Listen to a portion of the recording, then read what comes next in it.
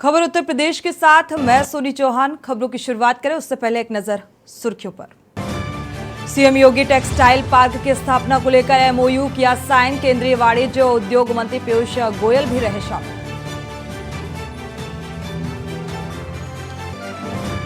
High court की Lucknow bench ने अवैध पार्किंग का ब्यौरा किया तलब। नगर निगम से थिएटर्स, शॉपिंग मॉल में पार्किंग की व्यवस्था सर्वे कराकर रिपोर्ट तलब करने के आदेश। 25 मई तक सौंपेंगी रिपोर्ट। अतीक अशरफ हत्याकांड के आरोपियों से एसआईटी करेगी पूछताछ। 3 शूटरों ने कॉलविन हॉस्पिटल में की थी हत्या। आईपीएल गवर्निंग बॉडी में मैच शेड्यूल में किया गया बदलाव। 4 मई को मतदान के चलते 3 मई को लखनऊ और चेन्नई का मुकाबला होगा। रायबरेली के जिला अधिकारी ने राजकीय औद्योगिक प्रशिक्षण संस्थान में बने मतगणना केंद्र का किया निरीक्षण। पुलिस अधीक्षक सीओ सिटी रहे मौजूद। सुप्रीम कोर्ट ने मस्जिद क्षेत्र में वजू की वैकल्पिक व्यवस्था पर बैठक पर जिला अधिकारियों को बैठक में शामिल होने के दिए निर्देश। आप देख रहे हैं के न्यूज़, खबरों का सारथी। और बुलेटिन की शुरुआत करते हैं बड़ी खबर के साथ। मुख्यमंत्री योगी आदित्यनाथ का बड़ा बयान सामने आया है। कोई भी अपराधी हो, डरने की जरूरत नहीं है, डरा नहीं सकता अपराधी। यूपी में अब कहीं दंगा नहीं होता, अब यूपी में कर्फ्यू नहीं लगता, अब किसी जनपद के नाम से डर नहीं। तो अब कोई माफिया किसी को धमका नहीं सकता। पहले यूपी की कानून व्यवस्था खराब थी, आज यूपी में कानून व्यवस्था का राज है। अब यूपी में विकास का माहौल है। तो ये बयान सीएम योगी आदित्यनाथ का, मुख्यमंत्री योगी आदित्यनाथ का बड़ा बयान सामने आया है। कोई भी अपराधी अब डरा नहीं सकता, यानी कि कानून व्यवस्था, पूर्व की सरकार पर निशाना। कानून व्यवस्था को लेकर यूपी में अब कहीं भी दंगा नहीं होता। तो ये तमाम बातों का जिक्र करते नजर आए सीएम योगी आदित्यनाथ का बयान सामने आया है। उन्होंने कानून व्यवस्था को पहले से बेहतर बताया है और अपराधियों से अब जनता को डरने की जरूरत नहीं है, इस बात का भी जिक्र। तो आज यूपी में कानून का राज है और अब यूपी में विकास का माहौल है। मुख्यमंत्री योगी आदित्यनाथ का बड़ा बयान सामने आया। हालांकि विपक्ष लगातार कानून व्यवस्था को लेकर सवाल खड़ा करता रहा है और खड़ा कर रहा है। कोई भी अपराधी हो, उससे डरने की जरूरत नहीं, सीएम योगी आदित्यनाथ ने कहा। लगने के बाद मिलने वाले इंसेंटिव के लिए भी किसी उद्यमी को किसी कार्यालय के पास कहीं भी चक्कर लगाने की आवश्यकता नहीं पड़ेगी, बल्कि यह ऑनलाइन इंसेंटिव मॉनिटरिंग सिस्टम के साथ अपने आप ही जुड़ जाएगा। इस व्यवस्था को भी उत्तर प्रदेश सरकार ने अपने यहाँ लागू किया है और इसलिए मैं आज के इस अवसर पर आप सबको इस बात के लिए आश्वस्त करता हूं। उत्तर प्रदेश न केवल आपकी सुरक्षा के लिए बल्कि उत्तर प्रदेश में आने वाली आपकी एक एक पूंजी की सुरक्षा के लिए भी आपको पूरी गारंटी देता है और इसके लिए हम पूरी प्रतिबद्धता के साथ इन कार्यक्रमों को आगे बढ़ा रहे हैं। दूसरा, उत्तर प्रदेश की बेहतरीन कनेक्टिविटी आपने पिछले 6 वर्ष के अंदर उत्तर प्रदेश के अंदर देखा होगा। पूर्वी उत्तर प्रदेश पूर्वांचल एक्सप्रेस वे के साथ जुड़ चुका है। आदरणीय प्रधानमंत्री जी ने 2021 में इस पूर्वांचल एक्सप्रेस वे को राष्ट्र को समर्पित किया। आज पूर्वी उत्तर प्रदेश के किसी भी कोने में कोई व्यक्ति, जिसे पहले प्रदेश की राजधानी लखनऊ में आने के लिए 8 से 10 घंटे लगते थे, आज वह 2 से 2.5 अधिक से अधिक 3 घंटे के अंदर लखनऊ पहुंच सकता है। उसकी दूरी को कम किया गया है। दूसरा, बुंदेलखंड को जोड़ने के लिए बुंदेलखंड एक्सप्रेस वे को भी आदरणीय प्रधानमंत्री जी ने विगत वर्ष राष्ट्र को समर्पित कर दिया है और उत्तर प्रदेश के अंदर गंगा एक्सप्रेस वे पर वर्तमान में कार्य चल रहा है, जिसे हम 2025 में कुंभ के पहले हमारा प्रयास है कि गंगा एक्सप्रेसवे को पश्चिमी उत्तर प्रदेश से मध्य उत्तर प्रदेश और पूर्वी उत्तर प्रदेश को जोड़ने के लिए मेरठ से प्रयागराज के बीच में इस एक्सप्रेसवे को हम राष्ट्र को समर्पित कर सके।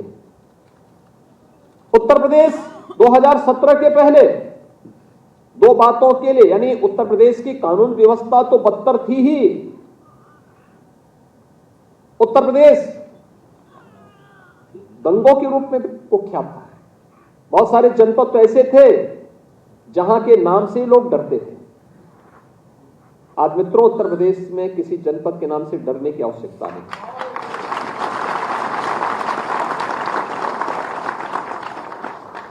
जो पहले उत्तर प्रदेश के पहचान के लिए संकट थे, आज स्वयं आप देख रहे होंगे कि उनके लिए स्वयं ही संकट बनता जा रहा है। और इसीलिए मैं आप सबको इस बात के लिए आश्वस्त कर सकता हूं, उत्तर प्रदेश ने अपनी उस दंगों के लिए, हर दूसरे तीसरे दिन एक दंगा होता था। 2012 से 17 के बीच में 700 से अधिक दंगे उत्तर प्रदेश में हुए थे। 2007 से 2012 के बीच में 364 से अधिक दंगे यूपी में हुए थे। लेकिन 2017 से लेकर 2023 में एक भी दंगा यूपी में नहीं हुआ। एक भी बार कर्फ्यू यूपी में नहीं लगा, उसकी नौबत ही नहीं आने पाएगी। और ये निवेश के लिए और उद्यम स्थापित करने के लिए सबसे अनुकूल अवसर होता है। वह स्थिति उत्तर प्रदेश के अंदर नहीं है। अब कोई पेशेवर अपराधी और माफिया किसी उद्यमी को फोन से डरा धमका नहीं सकता है, कोई नहीं डरा धमका सकता है। उत्तर प्रदेश आज बेहतरीन कानून व्यवस्था की गारंटी आपको देता ही है, लेकिन जो दो अन्य कलंक यूपी में थे कि जहां से यूपी में घुसो, जहां से सड़कों में गड्ढे दिखाई दें, समझ लो उत्तर प्रदेश की सीमा आ गई है। लेकिन आज उत्तर प्रदेश की इंटर स्टेट कनेक्टिविटी को हम लोग 4 लेन के साथ जोड़ चुके हैं। आप कहीं से भी आएंगे, नेपाल से आएंगे तब भी, बिहार से आएंगे तब भी, झारखंड से, छत्तीसगढ़ से, मध्य प्रदेश से, राजस्थान से, हरियाणा से, उत्तराखंड से, ये सभी 4 लेन की कनेक्टिविटी से जुड़ चुके हैं। उत्तर प्रदेश के अंदर बिजली, विद्युत की आपूर्ति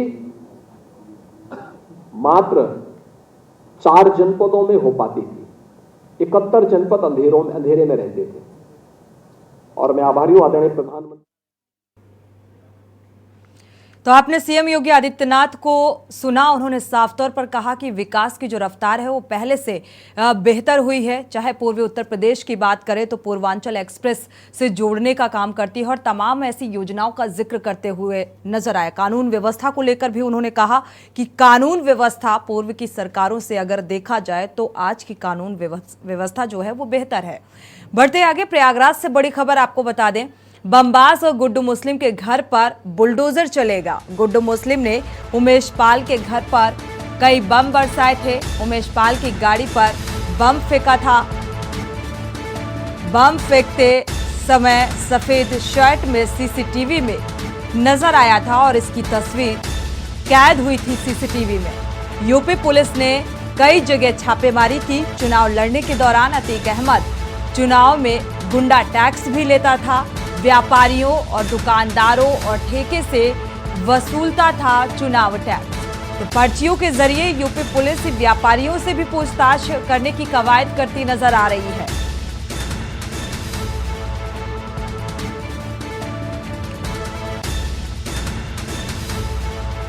तो पर्चियों के जरिए यूपी पुलिस व्यापारियों से भी पूछताछ करेगी। प्रयागराज से बड़ी खबर, बमबाज गुड्डू मुस्लिम के घर पर बुलडोजर चलेगा और यह पुरानी तस्वीर जो आप देख पा रहे हैं, व्हाइट शर्ट में ये गुड्डू मुस्लिम है जो इस पूरे घटनाक्रम में शामिल नजर आया। तो बम फेंकते समय व्हाइट शर्ट में नजर आया और ये पूरी तस्वीर इस घटनाक्रम की वहां लगे सीसीटीवी में कैद हो गई थी। लगातार ये तस्वीर सामने आई। अब पुलिस व्यापारियों से भी पूछताछ करेगी क्योंकि लगातार ठेकेदारों और व्यापारियों से टैक्स वसूलने का भी काम करता था। राहुल मिश्रा संवाददाता इसी खबर पर जुड़े हुए हैं ज्यादा जानकारी के लिए। राहुल, क्या अपडेट है इस संबंध में? जी, आपसे बता दें कि गुड्डू मुस्लिम के पर जो कार्रवाइयां आज अभी हो रही हैं ताबड़तोड़, क्योंकि पुलिस को चुनौती देते दिखाई दे रहा है। कहीं न कहीं गुड्डू मुस्लिम को पकड़ने में पुलिस असफल दिखाई दे रही है। इसीलिए आज डेट में आज प्रेस नोट जारी हुआ है जिसमें गुड्डू मुस्लिम के घर पे बुलडोजर, योगी बाबा का जो बुलडोजर है, गरजेगा एक बार फिर से बुलडोजर चलने वाला है। और इसी को देखते हुए कि हो सकता है पहले ही सूचना जारी कर दे गुड्डू मुस्लिम क्या सिलेंडर कर दे, इसी को देखते पहले सूचना जारी कर दिया है। अब आगे देखा जाता है क्या होता है, क्योंकि कहीं न कहीं से जुड़ा साहित्य और गुड्डू मुस्लिम ही राहुल, देखा जाए तो एक तरफ शाइस्ता को ढूंढने का प्रयास यूपी पुलिस कर रही है, दूसरी तरफ बमबाज और गुड्डू मुस्लिम पर भी शिकंजा तेज है। लेकिन कई बार ऐसा लगा, अगर लोकेशन के आधार पर बात की जाए तो यूपी एसटीएफ बेहद नजदीक पहुंच चुकी थी, बावजूद अभी ये पकड़ से दूर है, गिरफ्त से दूर है। और साथ ही ये भी खबर आ रही है कि ये रंगदारी और वसूलने का, टैक्स वसूलने का भी काम करता था। तो अब व्यापारियों से भी पूछताछ की जाएगी। जी, आपसे बता दें कि जो व्यापारी पहले बोला नहीं करते थे, चुपचाप एक पर्ची, आज सफेद कलर की एक पर्ची थी, उस पर्ची से वो करता क्या था कि जो पर्ची काट के दे देता था, तो वो पर्ची के हिसाब से 3.5 लाख, 5 लाख, 5.5 लाख रुपए वो चुनाव टैक्स अपनी तरह से एक पर्ची बनाया था कि चुनाव टैक्स मिलना चाहिए, चाहे वो व्यापारी हो और चाहे जो बड़े ठेकेदार थे, वो पैसा उन्हें दे दिया जाता था। आस पास जिलों में तक का इतना भय था अतीक और का कि सब पर्ची कट के जाती थी, पैसा वो पहुंचा देते थे। और ये रंगदारी आज की नहीं, ये बहुत दिन चला करता था, क्योंकि ये रंगदारी जब चांद बाबा थे, चांद बाबा की हत्या अतीक अहमद ने करवाई थी, उसके बाद से इसकी गुंडागर्दी गुलाब ये इनके साथ जुड़ के काम करता था, वसूली करके इन्हें अतीक को देता था। अतीक अहमद के इशारे पर भी ये गुड्डू मुस्लिम जो है वो काम करता था, अपराधों को अंजाम देता था। अब जो इनका बादशाह कहा जाए, आका कहा जाए, वो नहीं रहा। तो अब क्या लगता है कितना और वक्त लगेगा गुड्डू बमबाज और गुड्डू मुस्लिम तक पहुंचने में पुलिस को? जी, आपसे बता दूं, गुड्डू मुस्लिम चाहे जहां रहे पुलिस ढूंढ न ले आएगी, पर लेकिन सबसे बड़ी बात यह है कि गुड्डू मुस्लिम अब उसके जो आका कहें, मसीहा जो उसके माना करता था, वो नहीं रहे। तो इसका मतलब है जो जितनी काली कमाई थी वो गुड्डू मुस्लिम और शाइस्ता बेगम को ही बताया जा रहा है कि संभालने में है। तो कहीं न कहीं वो ये सोच रहा होगा कि 500 करोड़ रुपए की जो संपत्ति है, लमसम बता रहे हैं, वो अपने कब्जे में लेना चाहता है, इसीलिए भाग रहा है। लेकिन पुलिस और एसटीएफ जो है वो ढूंढ नहीं पा रही, लेकिन ढूंढ के निकाल देगी। जहां तक समझौता है कि ये अब एसटीएफ जो है करीब पहुंच चुकी है, कहीं न कहीं से उसे निकाल देगी, क्योंकि पुलिस जो है आज एक्टिव है।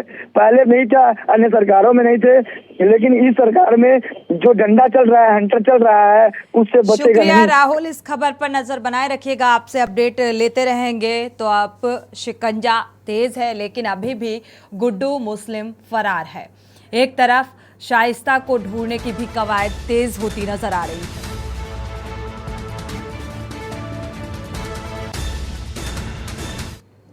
यहां रुकेंगे एक छोटे से ब्रेक के लिए, लौटेंगे जल्द।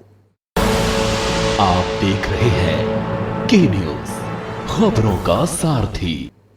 ब्रेक से वापस आ रहे हैं। इसी बीच बड़ी खबर आपको बता दें, मेरठ से बड़ी खबर मिल रही है। दो पक्षों में खूनी संघर्ष हुआ है। पानी भरने को लेकर ये पूरा विवाद हुआ। एक पक्ष ने दूसरे पक्ष को लाठी डंडों से उसके ऊपर हमला कर दिया। दर्जन भर लोगों ने घर में जमकर तोड़फोड़ की, महिलाओं ने भी जमकर पथराव किया। तो लाठी डंडों से मारपीट, तोड़फोड़ का वीडियो अब सामने आ रहा है। तो पुलिस ने कुछ लोगों को हिरासत में भी लिया है। थाना लिसाड़ी गेट के समर गार्डन का ये मामला बताया जा रहा है।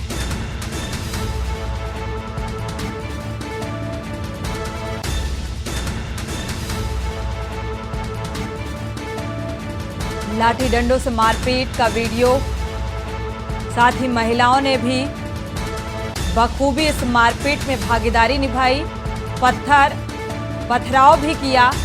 थाना लिसाड़ी गेट का ये मामला बताया जा रहा है। समर गार्डन का मामला है, जहां पर दो पक्ष आमने सामने आ गए। दो पक्षों में खूनी संघर्ष हुआ, लाठी डंडों से हमला किया गया। तो पानी भरने को लेकर ये पूरा विवाद हुआ, आप तस्वीरें देख पा रहे हैं। और महज पानी भरने का विवाद किस तरीके से मारपीट में तब्दील होता नजर आ रहा है। ये तस्वीरें ये बात को बताने के लिए काफी हैं कि दो पक्ष किस तरीके आमने सामने आ गए और पत्थरबाजी भी हो रही है। गाड़ियों पर भी तोड़फोड़ की जा रही है, गाड़ियों में पत्थरबाजी।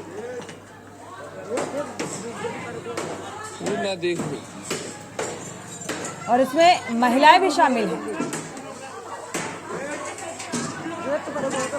पिंक सूट में, काले दुपट्टे में ये महिला भी नजर आ रही है।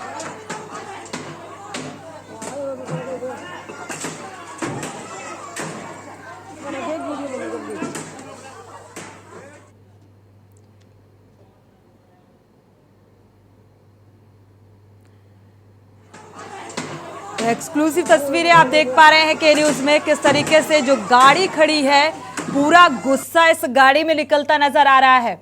डंडे और पत्थर गाड़ी में भी फेंके जा रहे हैं। और महज विवाद किस बात को लेकर हुआ? पानी भरने को लेकर। पानी भरने को लेकर इतना बड़ा विवाद, और ये विवाद खूनी संघर्ष में तब्दील हो गया। यानी कि एक दूसरे को मार डालने में आमादा नजर आ रहे हैं ये दोनों पक्ष। और इसमें बखूबी एक महिला भी ये किरदार निभा रही है। किस तरीके से मारपीट में शामिल ये मोहतरमा नजर आ रही है। तस्वीरों में आप साफ तौर पर देख सकते हैं, दो पक्ष आमने सामने महज पानी भरने को लेकर। तो जो गाड़ी खड़ी है, पूरा गुस्सा इस गाड़ी में निकलता नजर आ रहा है। पत्थर से गाड़ी के शीशे चकनाचूर कर दिए गए, पत्थर फेंके जा रहे हैं और लाठी डंडों से जमकर मारपीट की जा रही है।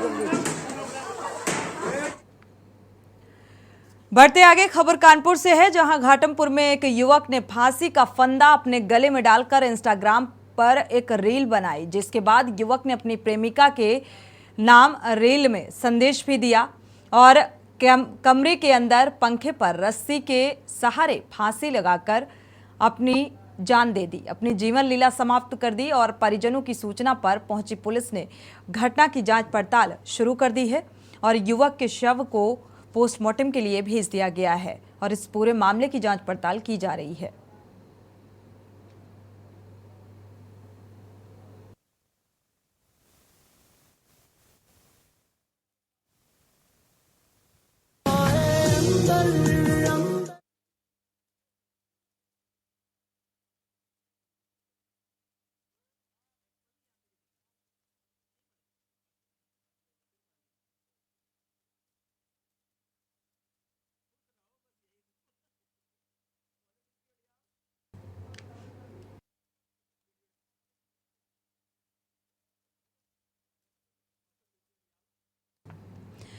बढ़ते आगे, खबर औरैया से है, जहां पुल के नीचे मोटरसाइकिल सहित पड़े शव को देख लोगों में हड़कंप मच गया।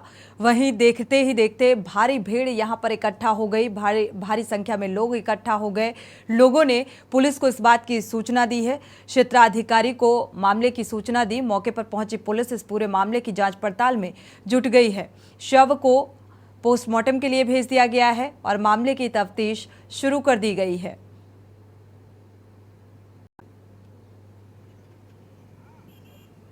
तो शव की शिनाख्त स्टाम्प वेंडर का बताया जा रहा है ये शव। हालांकि इस पूरे मामले की जांच पड़ताल की जा रही है।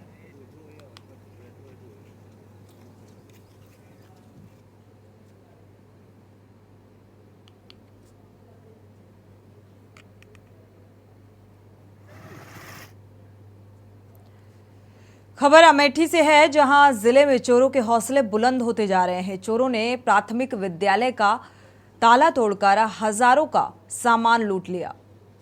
हजारों के सामान पर हाथ साफ कर दिया। प्राथमिक विद्यालय में लगे पंखे, स्टार्टर, ब्लूटूथ, स्पीकर, समस्त बर्तन सहित एमडीएम से संबंधित समस्त सामग्री, चावल, गेहूं सहित सामान पर हाथ साफ किया।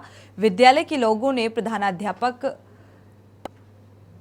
से पुलिस को इस बात की प्रधानाध्यापक ने तहरीर दी है। मौके पर पहुंची पुलिस इस पूरे मामले की जांच में जुटी हुई है।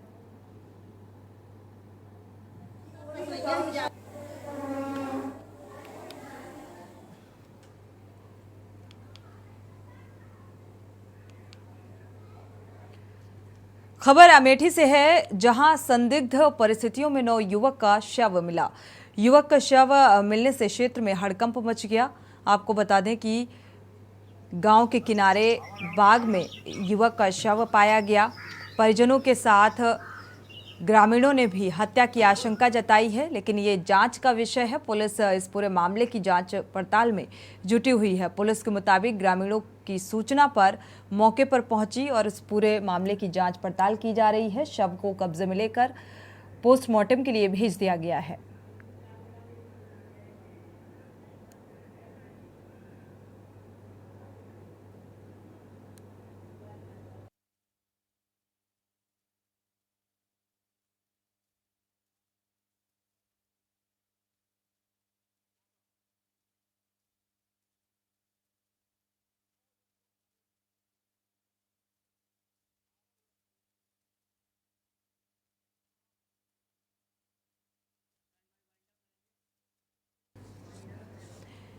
इसी के साथ खबर उत्तर प्रदेश में फिलहाल बस इतना ही। आगे खबरों के लिए आप देखते रहिए